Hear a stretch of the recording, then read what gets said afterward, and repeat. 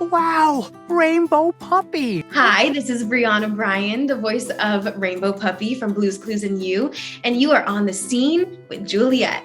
Hey guys, it's me, Juliet, and today we have a very special guest that we're chatting with. Today we're chatting with Brianna Bryan, and she's the voice of Rainbow Puppy on Nickelodeon's Blue's Clues and You. Rainbow Puppy is a new character who loves to sing and dance, and can turn any ordinary day into an epic musical adventure. And we're so excited she can join us today. Hi! Are you Rainbow Puppy?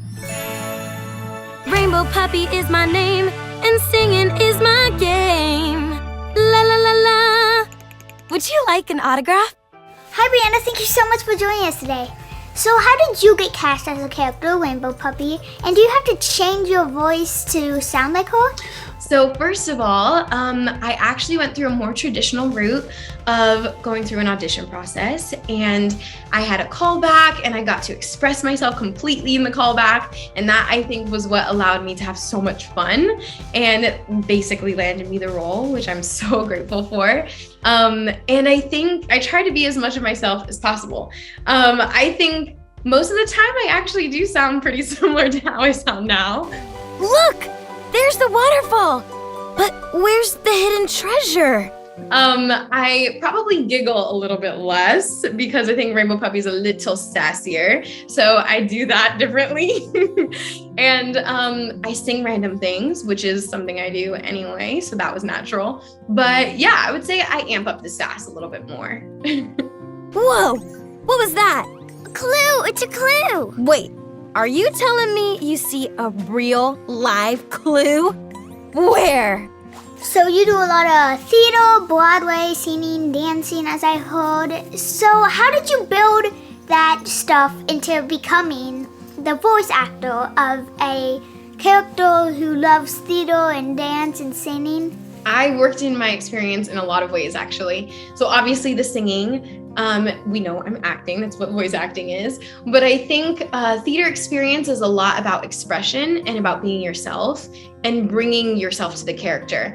And that's something that sometimes gets lost in other formats of acting sometimes. But I think with theater, you really get to decide, okay, they chose me for a reason. They chose me because I have certain personality traits that might align really well or that I can showcase really well.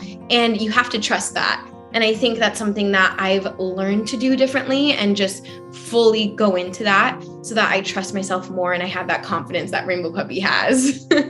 Rainbow Puppy Skidoo, you can too! Blue Skidoo, we can too. So this show is probably very fun to be working on, making. But are there any challenges with instead of actually acting, but voicing a character instead? Yeah. Okay, so some of the challenges definitely align around COVID because that was a big part of when we started recording. So I think one of the biggest challenges and something I had to learn was a little bit of engineering and nothing too extreme, but I had great team support and the engineers would help me, but I would have to set up my workstation at home. So that meant sometimes setting up my closet, making sure it was soundproof, actually doing all of the work to do that myself and just really make sure that the environment was set up for Rainbow Puppy to shine. And yeah, that was a learning experience for sure. As Rainbow Puppy, what do you hope families, kids, whoever was watching this, takes from Blue's Clues and especially Rainbow Puppy and maybe her actions or what she learns? I think you could take away a lot, and I hope that parents really do take a lot and they bring it to their family. I think a lot of kids are already learning the beauty of music behind different characters and how it can make someone feel even more expressive. And through music, you can see, oh, okay, it's okay to share that side of me or say those things. And you have it in a very easy way of understanding. I think learning through the arts is extremely important. I can speak to that for myself. That's basically my entire life. And it's the one thing that allows me to have joy in the things that I do.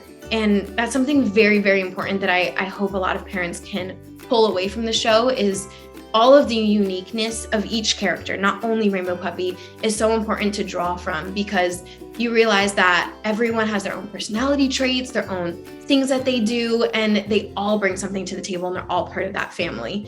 But I think it's a lot about supporting that and supporting that growth, and creating that safe space in that environment.